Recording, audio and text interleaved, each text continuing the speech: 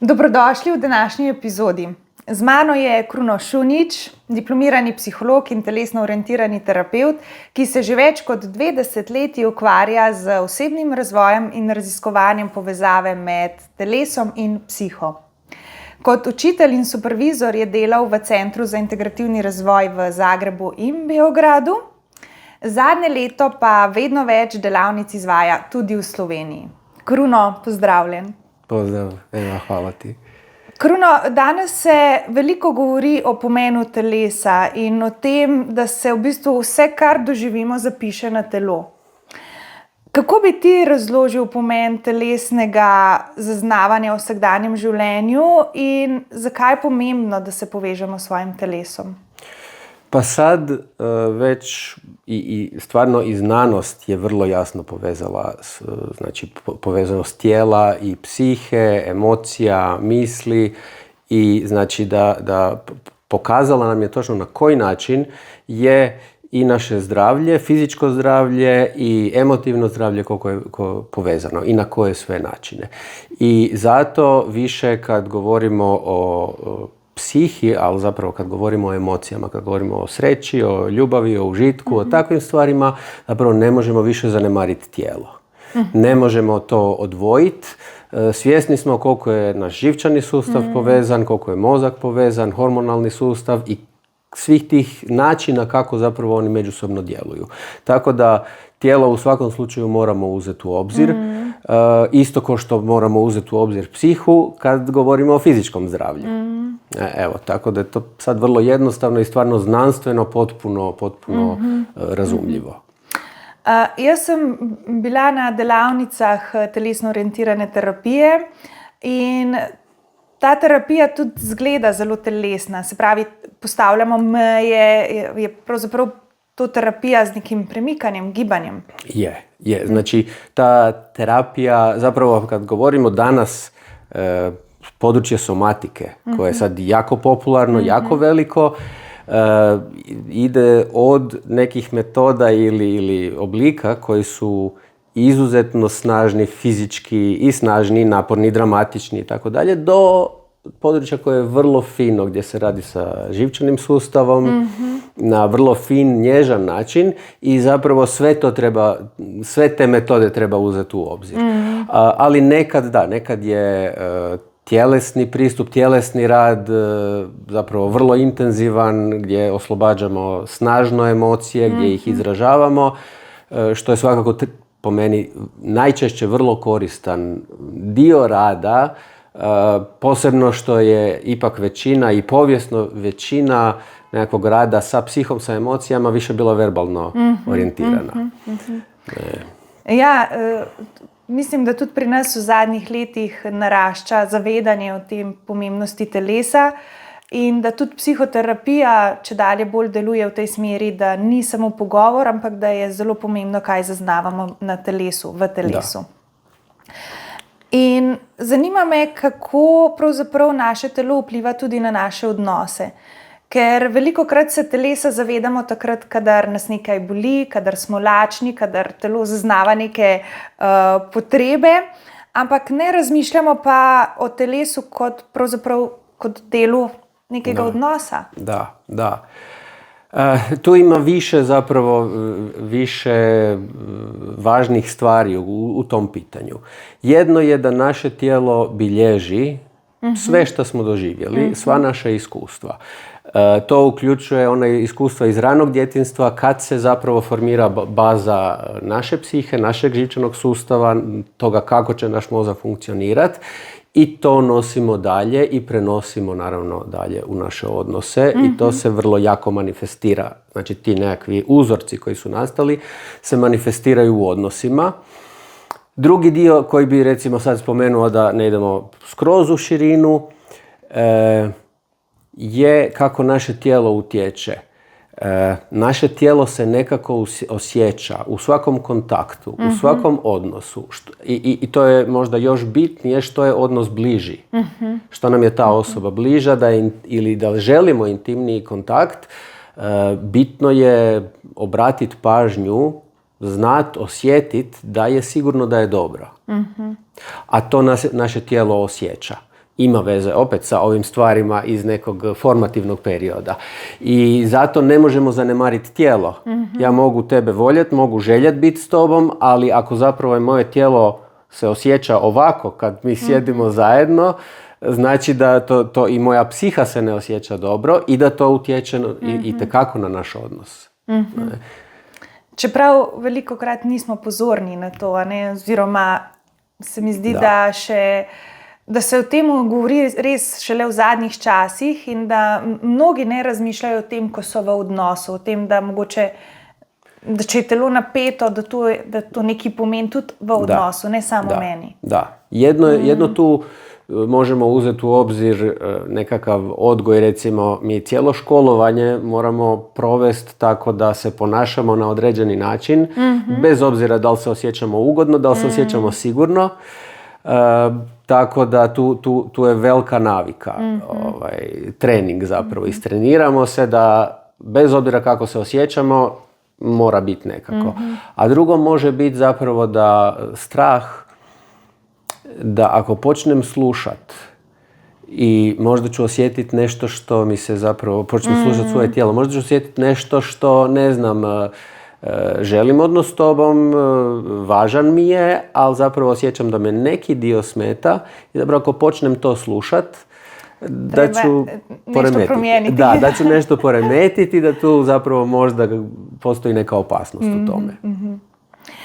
Pa se lahko te nepredelane travme oziroma vsi te občutki, ki jih doživljamo tudi skozi telo, tudi odražajo v načinu, kako vzpostavljamo oziroma doživljamo odnose. Se pravi, mogoče če greva konkretno na partnerske odnose, kako se tam pokažejo te travme? Zdaj, nekaj si že rekel, ne, da če je telo tako, ampak se tega ne zavedamo. Ne? Jaz mislim, da noben ne sedi na kavi tako z zavedanjem, da si tako. Da takrat, ko pride to zavedanje, da takrat pravzaprav že lahko nekaj naredimo, se spremenimo.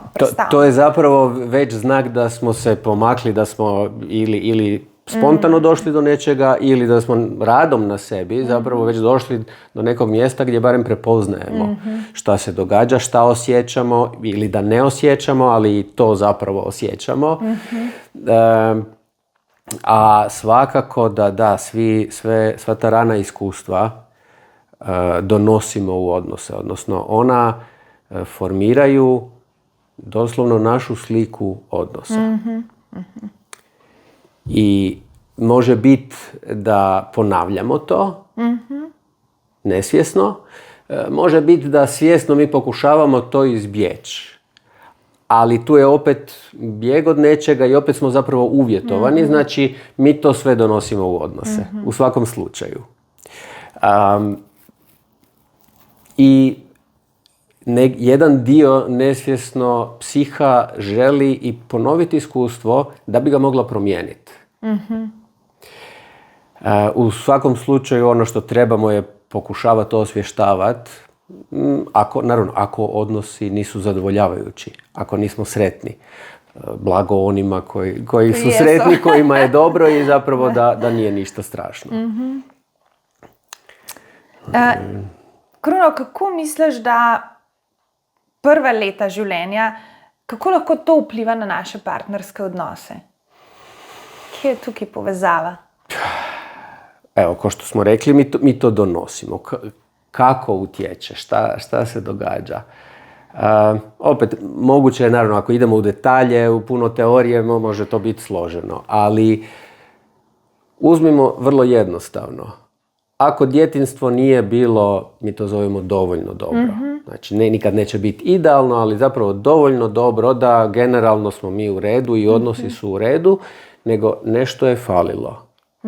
Nešto je jako bilo povrijeđeno, nešto je bilo jako bolno. Mi ćemo svakako doći u odnos i tražit ćemo odnos ili u kojem nešto ćemo jako izbjeći. Znači, moguće recimo primjer da žena koja je doživljavala neko fizičko zlostavljanje, da će tražiti muškarca koji je vrlo, vrlo nježan, miran, znači nema tu neku snažniju mušku energiju i to će s jedne strane pasat, ali često se dogodi nakon nekog vremena zapravo nešto mi fali, nešto mi nedostaje. Ne? Ili ćemo imati to da imam jako veliku čežnju za nečim i imam ogromnu rupu koju treba napuniti, koju često zapravo partner čak iako ima i dobru namjeru i želju i puno ljubavi, ne može napuniti bez zapravo da mi se vratimo i razriješimo nešto što nije partnerova odgovornost, nego što je baš to što ja donosim iz djetinjstva. Tako da na razne načine to sve oblikuje odnose koje ćemo mi kasnije imati. Kaj pa bi rekel za samske ljudi? Kaj tam manjka? Kaj v teh prvih letih? Gle, opet složeno pitanje i sad ako krenemo nabrajati samo dolaze, a može biti ovo, može biti ono. Jedno je može biti da je zapravo odnos je bio vrlo nesiguran, posebno jako rani odnos i to zapravo govorimo još o odnosu s majkom. Jednostavno je bilo toliko nesigurno da je najbolje odrezati se od svega i tu je jedino, zapravo i nije sigurno, ali manje je nesigurno nego uopće ulaziti u odnos. Ali naravno da može i biti jako puno stvari evo sad da preskočimo, ja bih rekao na drugi kraj spektra, ono što danas dosta, ta narcisoidnost koja se danas i puno zloupotrebljava i nije to sve u pravom kontekstu, ali zapravo jedan osjećaj da zapravo zaslužujem sve šta god ja poželim, da meni partner mora biti prekrasan, znači da nema kapaciteta za frustraciju i da stvarno, eto, da ja zaslužujem da mi padne s neba sve i onda nemam zapravo kapacitet ući u dublje odnose, nego sve je to jako površno i sve je to traženje tog nekog, a zapravo je to zadovoljavanje jednog malog djeteta od možda 2 godine koje traži da sve bude po njegovom i ne može se nositi sa svojom frustracijom ili s osjećajem možda to da ja ne vrijedim ako mi drugi ne pokazuju, ne daju to sve što ja želim. A može biti još raznih... Ali mislim da ovaj drugi dio danas je izraženiji nego prije. Ne? Uz, naravno, cijelu jednu, u što sad ne možemo ulaziti, recimo ono što Esther Perel spominje, kako su se zapravo odnosi promijenili, šta mi danas očekujemo od odnosa. Realno je da mi danas one neke prizemne, praktične stvari su prilično zadovoljene. I danas tražimo puno složenije stvari od odnosa. Sreću, bolj ispunjenje. smo zahtevni. Da. Ampak tukaj je tudi nevarnost, ker te zahteve, ali pa vse te ideje, kaj lahko dobimo, to je eno. Realno ustvarjati v odnosu vse te kvalitete je pa nekaj čist drugega, in jih doživeti. Da.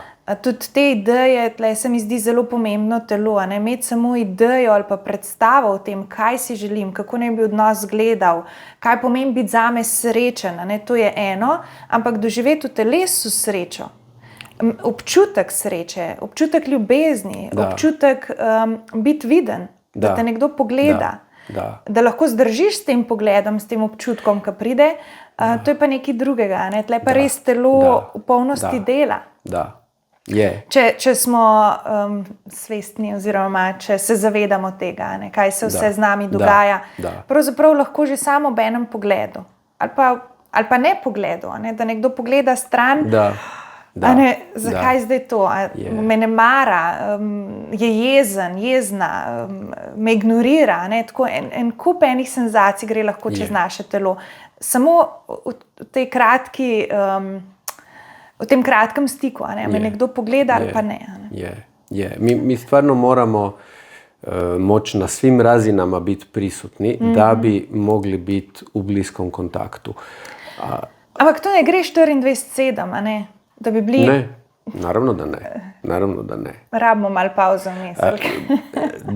Da, znači to je jako bitno u odnosima da tih oscilacija može biti.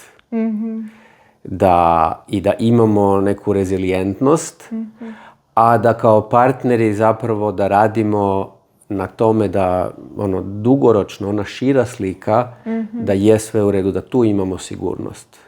Čak i ako bude trenutak da sam ljut na tebe, čak i ako bude trenutak da napravim nešto, da pogriješim, da te povrijedim možda, da možemo to popraviti. Da mogu vidjeti da možemo napraviti ono što se zove repair zapravo. Znači da odnos ne mora biti savršen, točno isto kao što majka neće uvijek biti savršena s djetetom. Ali onda kad vidi, kad dijete recimo uđe u frustraciju ili u bol, zapravo prepozna i napravi popravak toga i kroz to zapravo odnos jača. Jer ako ja vidim da ti primijetiš kad zapravo mene zaboli, onda se stvara sigurnost. Ok, zapravo mogu imati povjerenja. Nije strašno ako se dogodi nešto krivo, jer ćemo ponovo popraviti i onda je na kraju sve u redu. Ja, odnos je živ, a ne? Da. Ves čas lovimo ta ples bližine in nadaljevanja. Normalno. Se ti zdi, Kruno namreč prihaja iz Hrvaške, ampak dela tudi v Sloveniji, da je pri vas več ali manj tega zavedanja o odnosih, o pomenu telesa v odnosu? Meni se čini, evo ja sam, znači radim u Zagrebu, živim u Zagrebu, puno sam radio u Beogradu, sad nešto i u Sloveniji, trenutno predajem i na školi u Rijeci. Iskreno meni se čini da ipak mi svi zajedno pripadamo više manje jednakom mentalitetu, temperamentu, kulturološki, da smo svi zajedno dovoljno bliski da se tu ne vide neke veće razlike. Tako da baš bi rekao, posebno i danas pod utjecajem svih mogućih medija i dostupnih informacija, to se jako brzo i lako širi.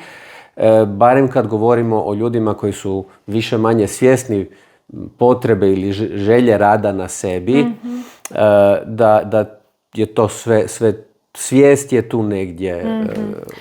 Kaj pa mogoče fizično nasilje, sploh v odnosu starš-otrok? To je čist moj občutek, da je mogoče pri vas tega več, ampak mogoče se pa motim. Pa to može biti da je, to je negdje dosta vezano i sa općim stupnjem svijesti i sa standardom realno u nekom društvu, tako da to bi mogli reći da kako idemo više istočno, da se može malo osjetiti, čak i ne moramo govoriti o samom nasilju, nego jednostavno o nekoj krutosti u odgoju, o nekoj strogosti, znači to ima veze sa time koliko je neko društvo tradicionalno, to se i kroz neke sitne stvari odražava. Tako da ta razlika, ali nije toliko drastična, možda ko da odemo još koju 1000 kilometara dalje, pa bi tu bilo velika razlika.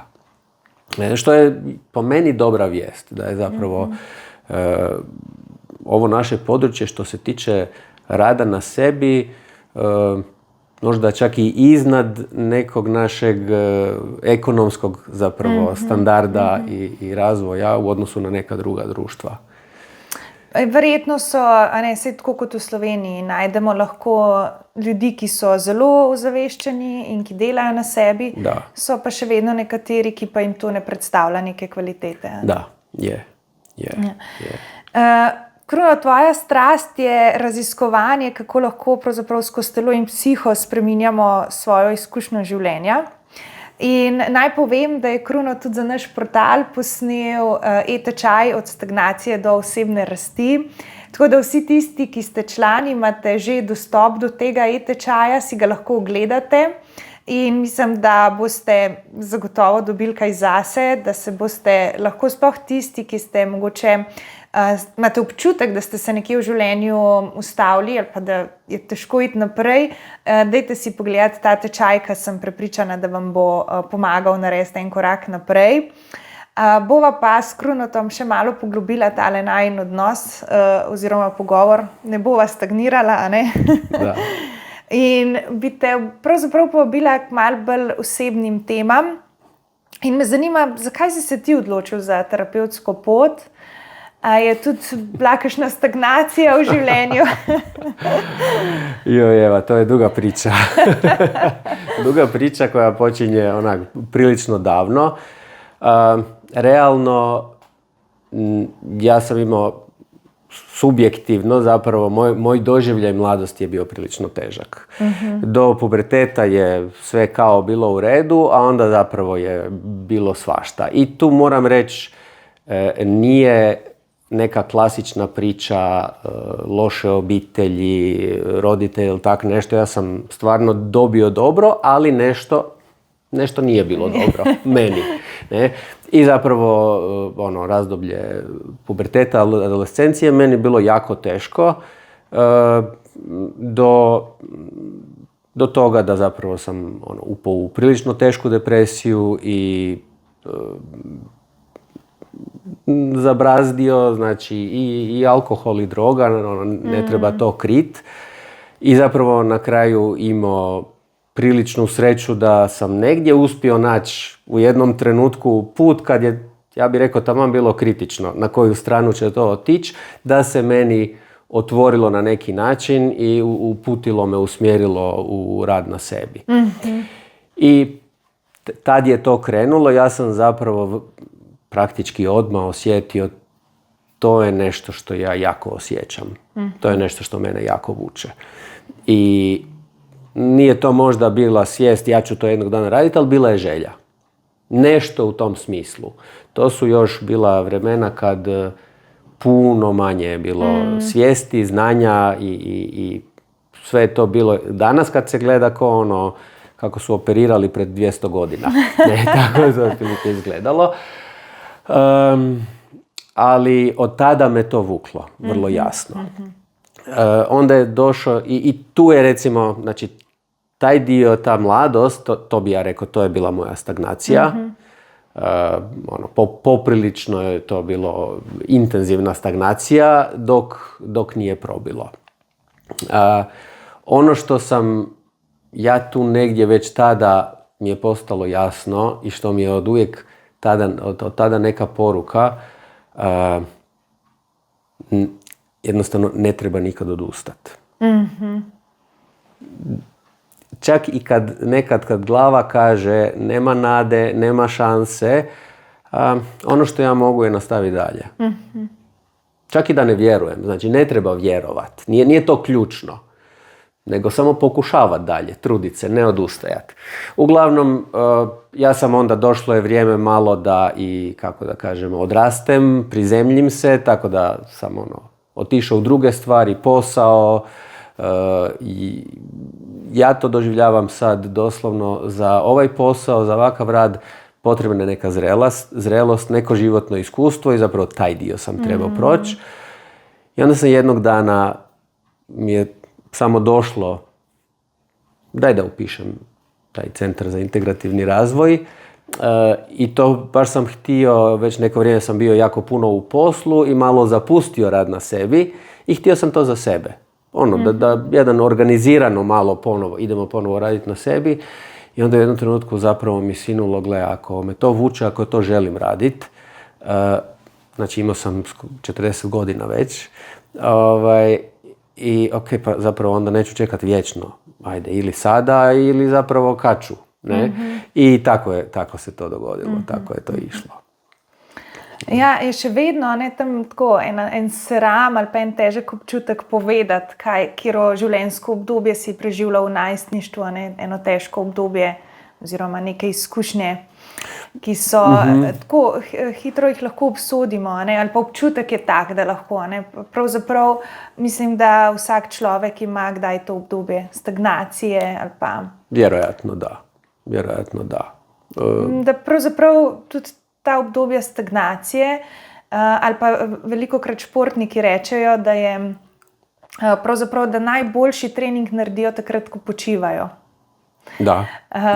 Ker pri teh intenzivnih, visokointenzivnih treningih, pravzaprav je telo že toliko utrujeno, da naredi največjo regeneracijo pri počitku in z večjo regeneracijo seveda pa tudi lahko lažje upravlja trening.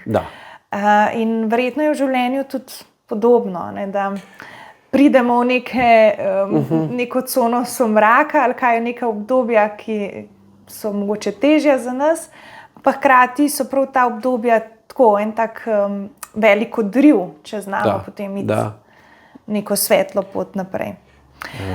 Kako pa to, da si se odločil prav za telesno orientirano terapijo? Kater del telesa te je nagovoril? Ja sam vrlo brzo kad sam to su moje rane 20. Zapravo kad sam počeo rad na sebi, vrlo brzo sam došao u kontakt i isprobao neke od tih metoda koje su i danas dio tjelesno orijentirane psihoterapije i zapravo ono što sam ja osjetio da meni je potrebno da to što se događa, to što pokušavam promijeniti, to što proživljavam terapijski, da to stvarno proživim na svim razinama, znači da je uključeno i tijelo, da je uključen moj glas, da emocije mogu slobodno izaći. Da to samo u glavi, do tad sam i prilične pomake napravio, ali zapravo sad mi fali i taj dio, treba mi i taj dio da je to najživotnije. I od tada sam zapravo osjećao da treba i taj dio biti uključen.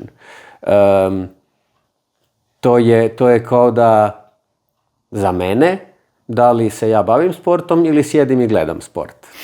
Evo, otprilike tako nekako. Ne? I zapravo, da bi osjetili užitak, mi trebamo tijelo. I stvarni užitak mi stvarno osjetimo u tijelu. I onda nam treba i terapija koja koristi tijelo da bi mi do toga stvarno mogli doći. I da bi se sve ono što je zapisano, sad to vrlo jasno znamo, znači znanost to može i uživo snimati dok se događa, šta se događa u mozgu, šta se događa u tijelu, mi trebamo i taj tjelesni dio odraditi, jer inače pokušavamo promijeniti samo jedan sloj, a svi oni slojevi ispod, znači naš živčani sustav, naši hormoni, naši mišići i tako dalje, oni ostaju zapravo jednaki kakvi su bili. A si ti imel težave recimo doživljati užitek? Ker jaz zase vem, da sem se tega tako prav postopoma dozirala vedno več ali pa se učila doživljati užitek, ker si omenil, da si v mladosti sprobal alkohol, droge, to so tako neke bližnjice za užitek. In iti s telesno terapijo, se pravi prav telesno doživljati, brez nekih pomagal, nekih zunanjih substanc, začeti doživljati užitek je pravzaprav kar en tak velik izziv, a ne? Je. Ja sam kasnije zapravo nekako došao do toga, mislim da stvarno trebamo normalizirati da mi prirodno, i da je prirodno i zdravo i ljudski, da mi zapravo želimo užitak. Nas užitak pokreće u životu. Ne mora to biti neki sebični užitak, neki pretjerani, destruktivni užitak, ali bazični osjećaj užitka, sreće, zadovoljstva je ono što nas tjera. Ako se probudimo ujutro i osjećam taj užitak u tijelu, sreću, ne mora imati razloga, ja ću biti sretan, bit ću i kao čovjek pozitivan i dobar, sigurno neću htjeti zlo nekome, ne? A ako ne osjećam užitak, onda nisam sretan.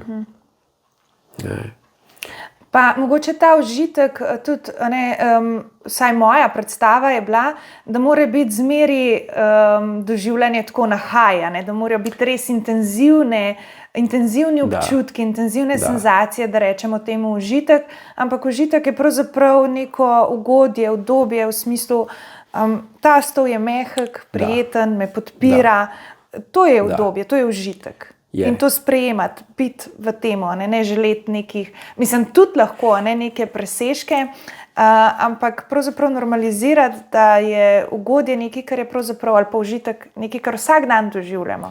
Da. Dobra hrana, Da. popi dobro vodo ali pa neko pijačo, ki Točno ki je to. prijetna za okus. Je, točno to. I oprosti, tu da se ubacim, ono što možda je karakteristika današnjeg svijeta, da se dosta traže ta neka egzaltirana iskustva, egzaltirani užitak, a da je teže zapravo se povezati sa tim nekim mirnim, opuštenim, ne adrenalinskim užitkom, a zapravo ta baza nam je potrebna.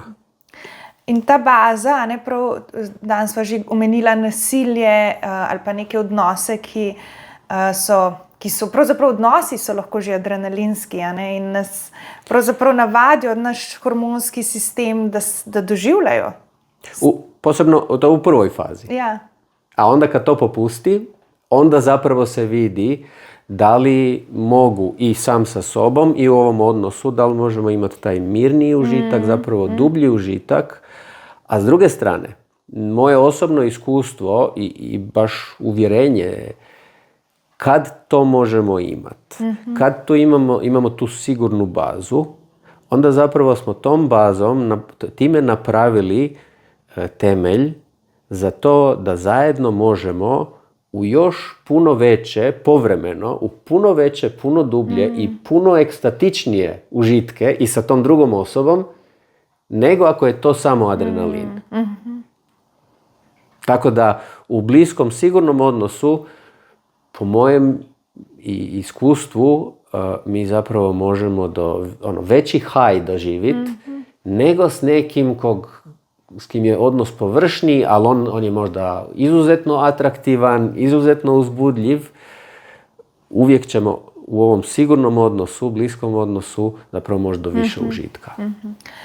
Ja, moja izkušnja je tudi to, da pravzaprav več kot probamo se izogniti bolečini, pravzaprav bežimo tudi od tega pravega užitka. Ne? In te adrenalinski pobegi je pravzaprav neko instant iskanje tega, ko pravzaprav smo v telesu celo lahko depresivni, žalostni, nekaj primanjkuje in potem iščemo te intenzivne občutke, ampak so zelo kratkoročni. Pravzaprav, ko pa se navadimo sprejemati bolečino in biti malo tudi v težkih stvareh, pa pravzaprav lahko s časoma tudi to doživljanje postane lahko prijetno. Da, je. Tudi doživljanje težkih občutkov. Tu je još jedna stvar koju stvarno trebamo biti svjesni. Mi, kad god se zapravo opustimo, recimo, na jednoj razini, mi ćemo osjetiti zapravo gdje je napeto, šta je napeto. I to možda nije ugodno. Isto tako, mi kad se otvorimo i recimo da, evo, imam partnericu, imamo trenutak bliskosti, otvaranja, raznježim se, srce mi se otvori, mi bi rekli u tjelesnoj terapiji protok se otvori. Taj protok će isto tako početi osloboditi sve ono što je do sad bilo negdje potisnuto, zakočeno i zapravo sad počne izlaziti na površinu i pojavi se bol. I meni je tu, imam trenutak prekrasnog, lijepog, sigurnog odnosa sa osobom koju volim i meni počne dolaziti tuga. Meni počne dolaziti bol, zapravo sve one povrede koje sam prije nekad doživio, što je ostalo tu. I sad, ako nismo spremni na to, onda mi ovaj odnos zapravo ne paše. Onda trebam to kratki, površni, malo užitka i onda se ponovo zatvorim. A ovdje vodit će nas da prolazimo, da se otvaraju, da prolazimo ovakve stvari i te boli, ali tu se one mogu iscjeljivati. I zato nam odnosi, zapravo terapija bi nam trebala pomoć da dođemo do takvih odnosa i da onaj zadnji korak iscjeljivanja se zapravo dogodi uživo u stvarnim odnosima, a ne kroz terapiju.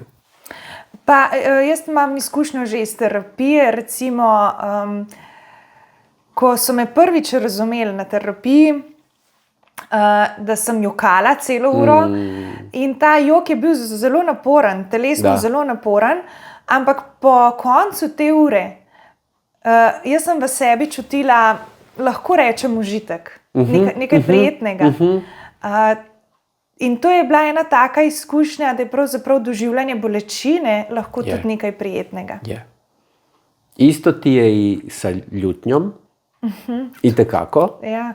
S time da je bitno da ljutnju zapravo usmjerimo na način koji nije destruktivan. Zašto mi recimo u terapiji kad radimo imamo rekvizite da možemo pustiti tu ljutnju, a da nikom, ni sebi, ni nikom drugom neće nastati nikakva šteta. Tako da je zapravo sigurno, nema ništa krivo s tim da može izaći, da se može osloboditi i da možemo to pustiti. Čeprav se spomnim, tudi eno to izkušnjo sem imela in se mi je zdelo takrat zelo na silo, da jaz sem bila navajena veliko stvari zadržati, veliko čustev zadržati. In ko sem bila na tej telesno orientirani terapiji in sem dobila pobudo, da lahko tam tolčem, sem čutila toliko enega sramu tudi zraven, toliko ene neprijetnosti, da mi je tudi tisto izražanje jeze bilo pravzaprav kontraproduktivno. Verjetno je treba, to ne pomeni, da je zdaj to za vse neprijetno, da je potreben ta prav čas, ta prav odnos, ta prav terapevt.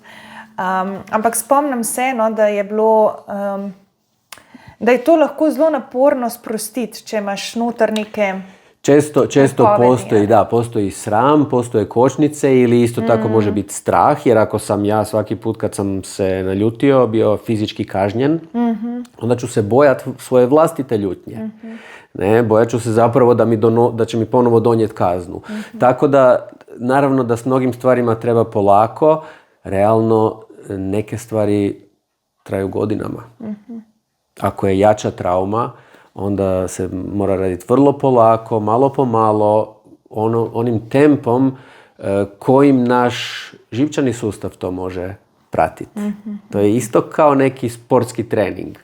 Ne samo šta ja mogu zamisliti, šta moja glava, ona misli da bi to može riješiti u 3 dana, ali zapravo moj živčani sustav treba razviti kapacitet da se mogu nositi s tim, da mogu, mi kažemo, držati tu emociju.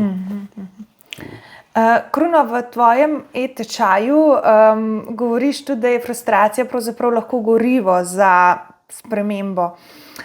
A je to, kar sva že zdajle govorila? Ali kako bi lahko posameznik prepoznal neko svojo frustracijo in jo uporabil za nekaj koristnega? Recimo, namesto da se potisne še globje v nemoč. Se mi zdi, da sej ali ženska ali moški se vsem, ampak da smo kdaj na točki v življenju, ko se ne dogaja ali pa se življenje ne odvija po naših načrtih in je čedalje več nekih krivic, čedalje več nekih zamer, frustracij in se nam zdi, da nam je bilo v življenju že toliko odvzeto, da je težko na tisti točki začeti razmišljati o nečem pozitivnem. Pa bi verjetno, če bi spremenili odnos, nam to zelo pomagalo iti lažje naprej. Ampak to so tiste kritične točke, ki že toliko boli, da nisi pripravljen spustiti te ideje, da mogoče lahko spremeniš odnos ali pa da bi šel kar preko te frustracije pa zamenjal čustva, mišljenje. Da.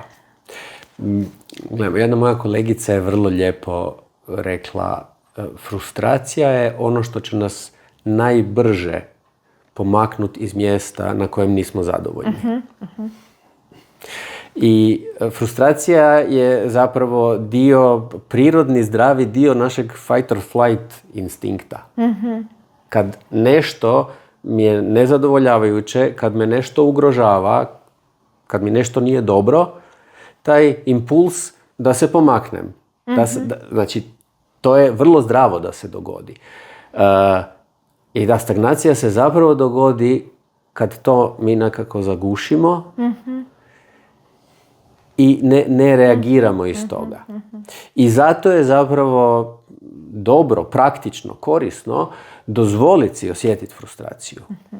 Dozvoliti da malo baš, i za to nam treba tijelo, da ju baš osjetimo onaj nemir. Zapravo, nije mi dobro ovdje. Ja bi se pomaknuo. Ne? I ako nas stvarno nešto ugrožava, stvarno da osjetim i da se naljutim. Da tu malo bude agresije. Zdrave agresije. I onda da tu energiju usmjerim konstruktivno. Znači da agresija ne ode u nešto destruktivno, što zapravo se događa ako ostanemo u stagnaciji. Pa onda ili imam pasivnu agresiju prema van ili imam autodestrukciju. Ne? Nego da to usmjerimo pozitivno, konstruktivno nekako, da nam pomogne prevladati ono čega me strah, zbog čega mi se ne želim izaći izvan comfort zone. I zapravo da nam to bude gorivo. Da se hranimo na tome. Da stvarno i kroz to mi zapravo se povezujemo sa svojom snagom. Evo, to je ono zdravo u tome. Ne? Da nam pomogne da se pomaknemo, da nam pomogne da promijenimo. In tukaj je spet to, da bi od te frustracije želeli čim prej pobegati, iti v nekaj drugačnega, v nekaj lepega, v nekaj prijetnega. Pravzaprav je pa doživljati to frustracijo nekaj, kar je koristno, kar nam lahko pomaga. Je. Trebamo, ono što može biti ako imamo puno potisnute frustracije od prije, neriješenih stvari iz prošlosti, da onda kad se ona probudi, zapravo aktivira se sve to iz prošlosti i zapravo bude vrlo jako i onda ili postajemo destruktivni ili to moramo zakočiti jer zapravo to je prejako i zato je onda dobro malo to počistiti ovo staro, ne, da ta frustracija i agresivnost zapravo koju si dozvolimo da bude adekvatna situaciji. Da može biti adekvatan odgovor, tako, jer na taj način će onda to biti zdravo. Ako me nešto jako ugrožava, imat ću jaku reakciju. Ako ne ugrožava tako jako, onda ne mora biti tako jako, a opet može biti konstruktivno i produktivno. Kruno, kaj pa področje spolnosti? Mene zelo zanima, področje spolnosti, tudi v svojem poklicnem delu to zelo raziskujem. Sploh opazujem tudi med pari. In spolnost je eno tako področje, kjer telesa ne moramo zanikati, ga ne moramo izključiti. Če so prej rekla, da lahko sediš ob partnerju brez zavedanja o tvojem telesu ali pa o tem, kaj se s tabo dogaja, pa v spolnosti to mečkan težje zanikamo. Ne? Lahko si sicer se odklopiš ali pa rečemo, tam je sam telo, pa razmišljaš o čem drugem, ampak tudi na telesni ravni slej ko prej pride do neke blokade. Ne?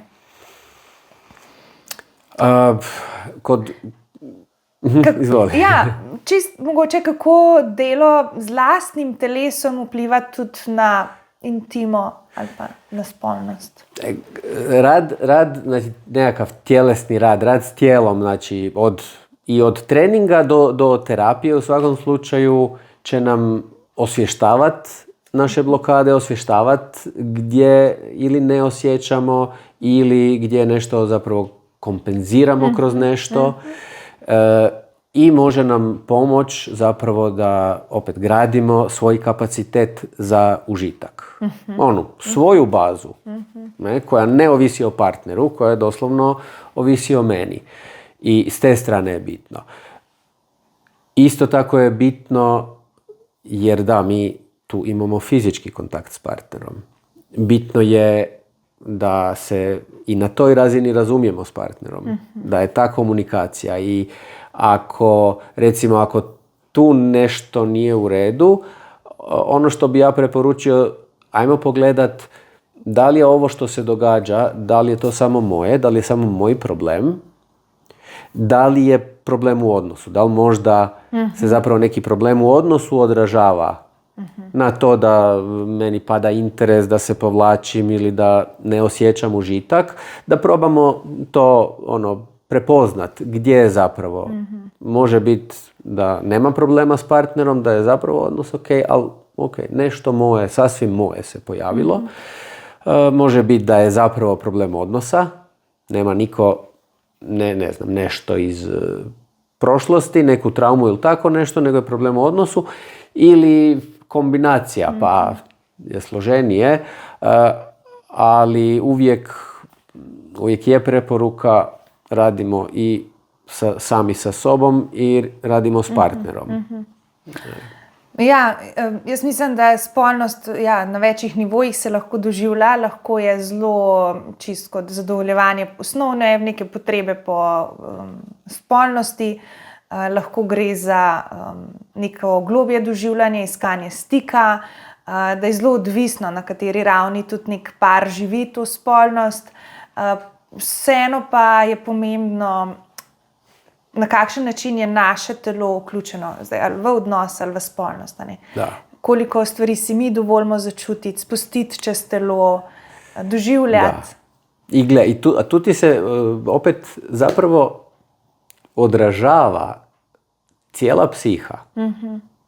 Od toga kako ja osjećam svoje tijelo do toga, ovo što si ti dobro rekla, šta zapravo tražim u tom seksu, u tom odnosu. Da li sam tu samo da uzmem, da li sam tu samo da dajem, da li ono što trebam je zapravo ja kroz to osjetiti da me želiš i da me voliš, možda umiriti strah, da li si tu, da li me želiš, da li trebam kroz to ja pokazati kako sam ja super. Znači, sve takve stvari se isto tu manifestiraju i što smo svjesniji, mi možemo svjesnije raditi na tome.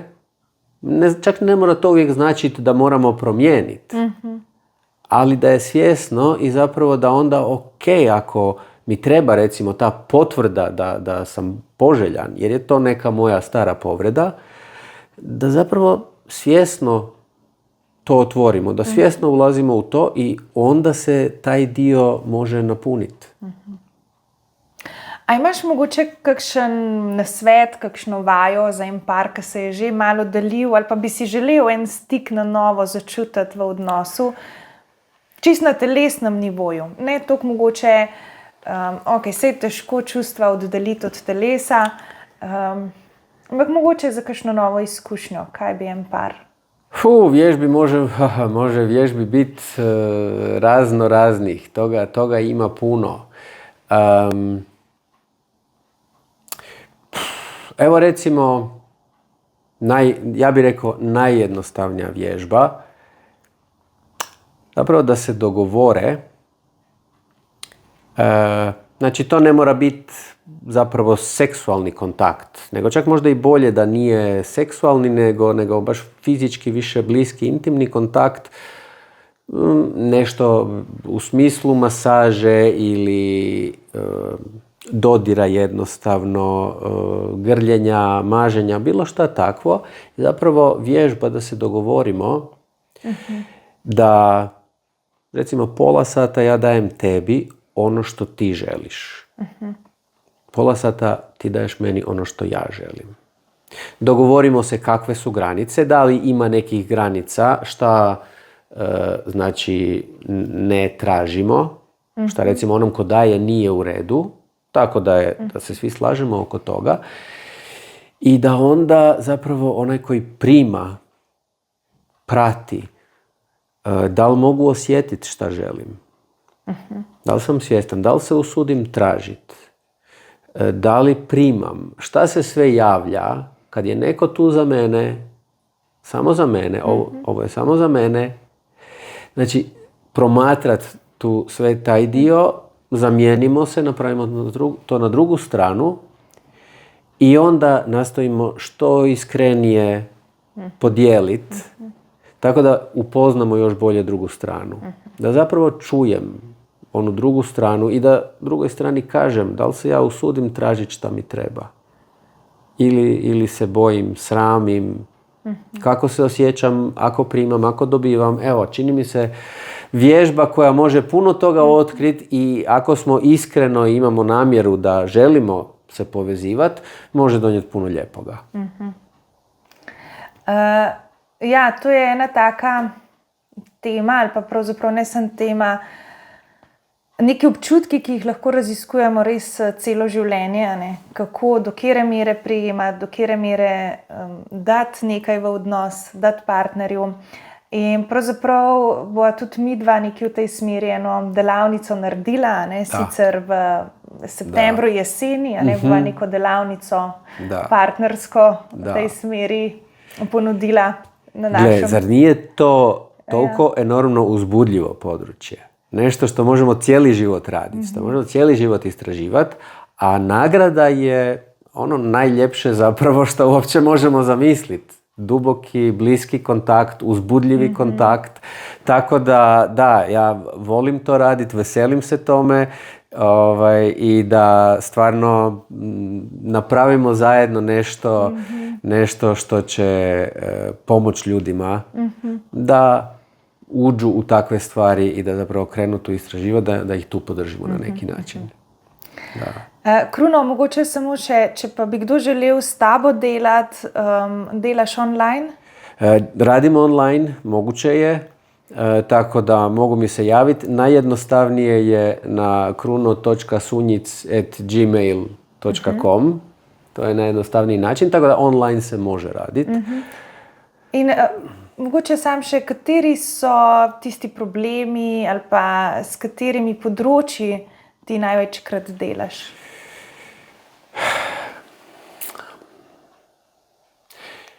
Pa najviše, ja bih rekao, najviše zbog toga što je potreba takva. Meni se čini da zapravo u današnjem svijetu, u današnjem društvu najviše ima anksioznosti. Čak više od depresije. Tako da to je najčešće neki nemir, nesigurnost, anksioznost, takve stvari. Ali iskreno, meni je sve zanimljivo. Znači, se vedno tudi učimo, a ne, od klijentov, oziroma si pustimo, da nas nagovorijo in da potem tudi v sebi iščemo, kaj lahko še damo. I svaka psiha, svaki živčani sustav, svaka osoba, svako iskustvo je jedinstveno i zato je s te strane zanimljivo. A svugdje ima rješenje. Svugdje postoji neki napredak, svugdje postoji nešto što se može napraviti. Vsaj en korak naprej, a ne? Pa potem še en. Da. Kruno, hvala za tvojo družbo in za vsa tvoja razmišljanja. Zelo sem vesela in ponosna, da na našem portalu gostimo take strokovnjake in da je pravzaprav naš portal že na samem začetku prestopil mejo Slovenije in da pravzaprav obstaja možnost enega sodelovanja tudi preko mej. Tako da mi je zelo res dragoceno, da ne samo, da si danes tukaj, ampak da tudi imaš e-tečaj na našem portalu in da podpiraš tudi na takšen način naše delo. Za vse ostale pa dobrodošli ne samo na naslednjem podcastu, ampak tudi na našem portalu, kjer boste našli takšne strokovnjake, kot sva midva danes tukaj predstavila, in še drugačne profile, ker se na portalu res vsi trudimo spremeniti ali pa vnesti več ene kvalitete v naše odnose. In mislim, da ne glede na to, na katerem področju iščete osebno rast, boste na portalu našli nekaj zase. Adijo!